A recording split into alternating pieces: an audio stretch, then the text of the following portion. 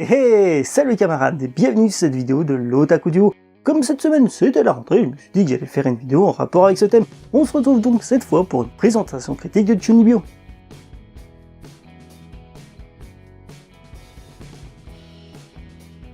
Mais avant de commencer à parler de l'anime, commençons par le début. Chunibyo, qu'est-ce que ça peut bien vouloir dire? Chunibyo est un terme japonais pouvant approximativement se traduire par syndrome de la deuxième année de collège. Actuellement, on considère qu'il existe 4 types principaux de Chunibyo.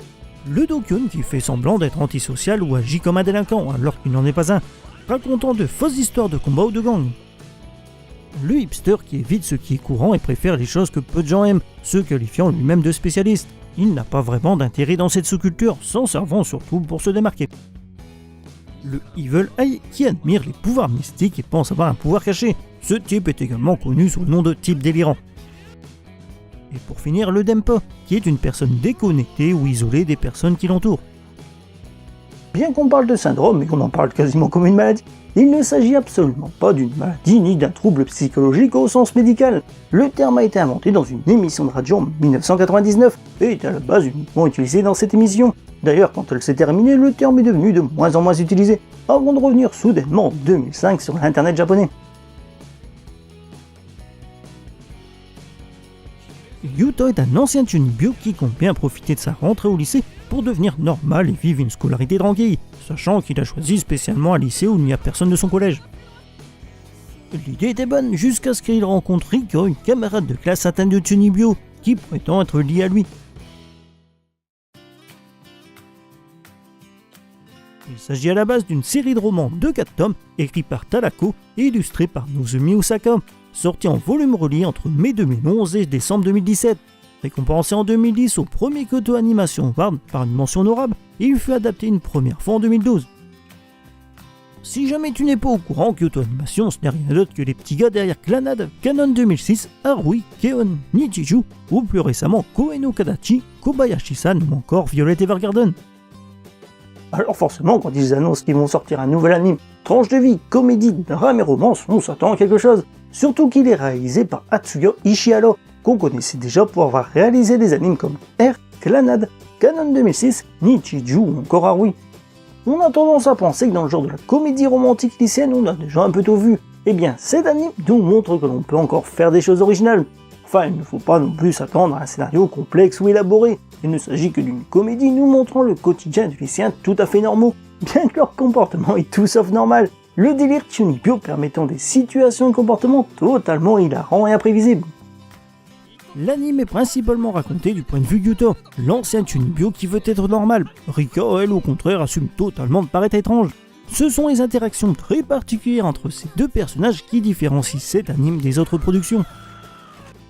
Ça peut rappeler Harui, avec un lycéen qui veut juste vivre tranquillement et calmement sa scolarité lycéenne, mais qui se retrouve entraîné par une fille fantasque. Mais le ton est très différent. Leurs interactions sont tout simplement adorables et amusantes. Ça nous donne quelque chose de vraiment très mignon et gentil. L'amour est un sentiment qui ne leur est pas vraiment familier. Leur délire Chunibyo les ayant socialement isolés. Ça se sent surtout avec Rika qui est très confuse.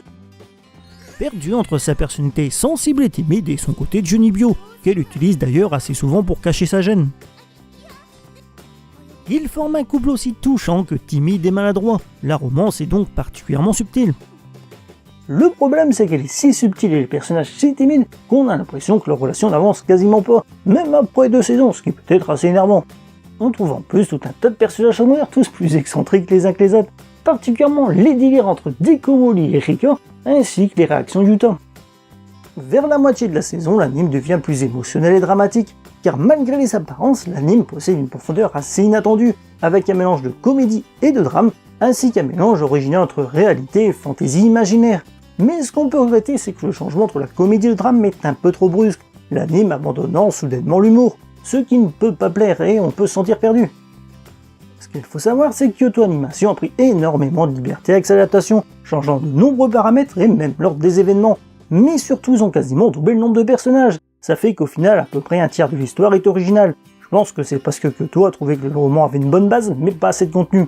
Par contre, changer l'ordre des événements, ça donne un résultat assez étrange, qui explique en grande partie pourquoi on a l'impression que la relation entre Rika et Yuta n'avance pas. C'est particulièrement visible dans la saison 2, que certains qualifient de vaste blague. Bien que l'action se déroule 6 mois après la fin de la première saison, la relation stagne, on a même l'impression d'être revenu au début. Cette saison 2 n'apporte rien à l'histoire principale et n'a pas vraiment d'intérêt. Mais plus positivement, elle développe la relation Dekomuli-Nibutani. Ce qu'il faut savoir, c'est que les événements de la saison 2 se déroulent dans le tome 2 du roman, alors que la saison 1 se déroule du tome 1 à 3. Donc la saison 2 aurait dû en réalité se trouver normalement au milieu de la saison 1, et à partir de là, tout s'explique. Je pense que le but recherché était de rendre la première saison plus émotionnelle et dramatique, en sautant le tome 2 du roman, ce qui explique le changement de ton assez brutal dans l'anime. Mais devant le succès, quelqu'un a décidé de faire une saison 2 qui était peut-être pas prévue à la base. Du coup, ils ont été rechercher la partie coupée. Ça rappelle un peu l'ordre totalement étrange des épisodes d'Arui, mais ici la différence, c'est qu'on peut pas remettre dans l'ordre, étant donné qu'ils ont été réécrire toute l'histoire. Comme tout anime tranche de vie qui se respecte, les personnages ont une importance cruciale, personnages qui sont ici particulièrement excentriques. L'histoire se concentre principalement sur la relation entre Yuto et Riko. Yuto, c'est un héros assez classique de Kyoto Animation, le genre qui veut juste vivre sa vie lycéenne tranquillement et normalement, mais qui se retrouve entraîné par une fille. Ce n'est pas un lycéen qui ne vit que pour se faire la première fille venue, il rappelle un peu Kion ou Tomoyo, mais en plus actif et moins blasé. Comme c'est un ancien Tsunibyo, il accompagne particulièrement bien Riko, qui elle est le véritable personnage principal de l'anime. Elle assume totalement son comportement et ne semble pas se préoccuper du regard des autres, mais en même temps et paradoxalement, elle est également très sensible et timide. C'est un peu un croisement entre Harui et Nagisa. Il y a également un grand nombre de personnages secondaires très intéressants, qui jouent un grand rôle dans le dynamisme de l'anime, particulièrement Dekomori, qui se prend pour la servante de Riko, et la relation Dekomori-Nibutani. Les interactions sont énergiques et souvent très amusantes, ce sont des personnages qui sont vraiment très agréables à suivre.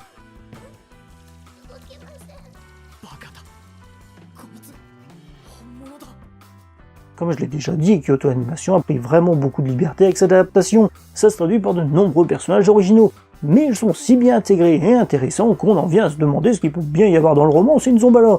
Enfin, sauf Kumin dont le seul rôle semble être de dormir.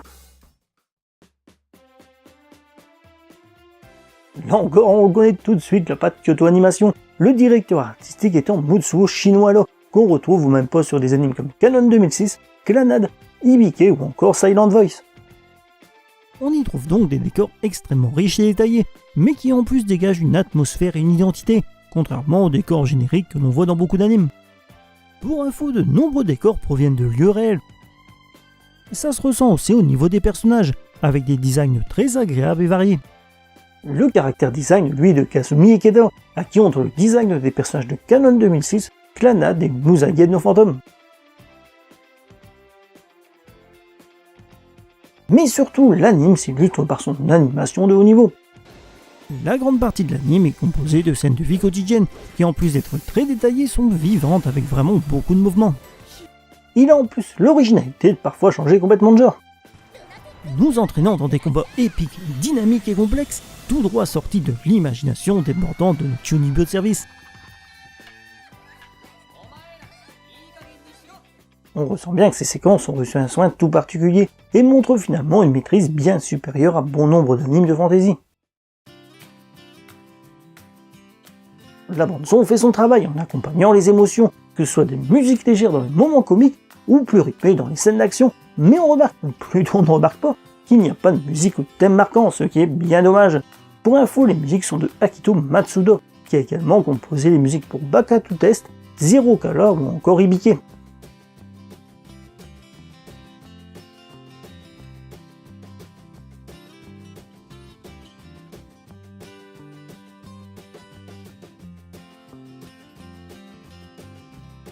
La première série ayant rencontré un grand succès, elle a motivé la création de plusieurs suites. C'est la première saison de 12 épisodes diffusée en 2012 et qui se concentre sur la rencontre et le rapprochement entre Yuta et Riko.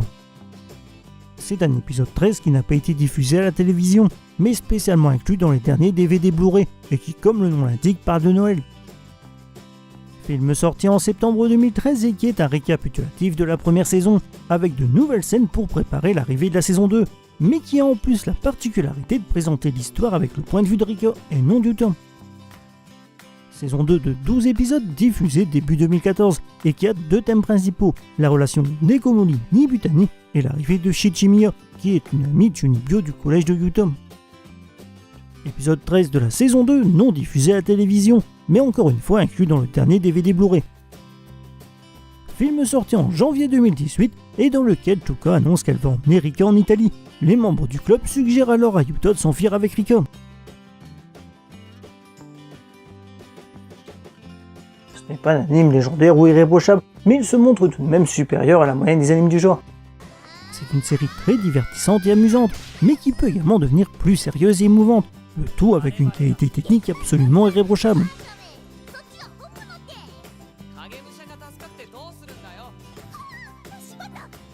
Malheureusement, Kyoto Animation n'a pas réussi à écrire une histoire totalement convaincante, nous donnant l'impression qu'ils ne savaient tout simplement pas vraiment quoi dire, ce qui me fait penser qu'ils se sont peut-être encore une fois trop concentrés sur l'aspect visuel au détriment de l'écriture.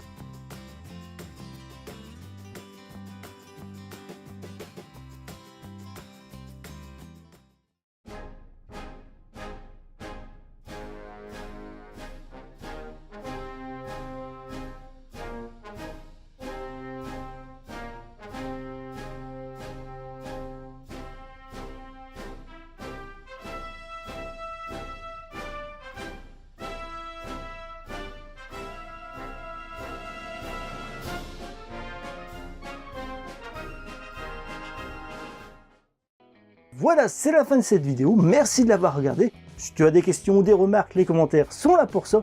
Et si tu ne veux rater aucune de mes prochaines vidéos, je te conseille vivement d'être abonné à la chaîne. Et je te dis à la prochaine pour une nouvelle vidéo.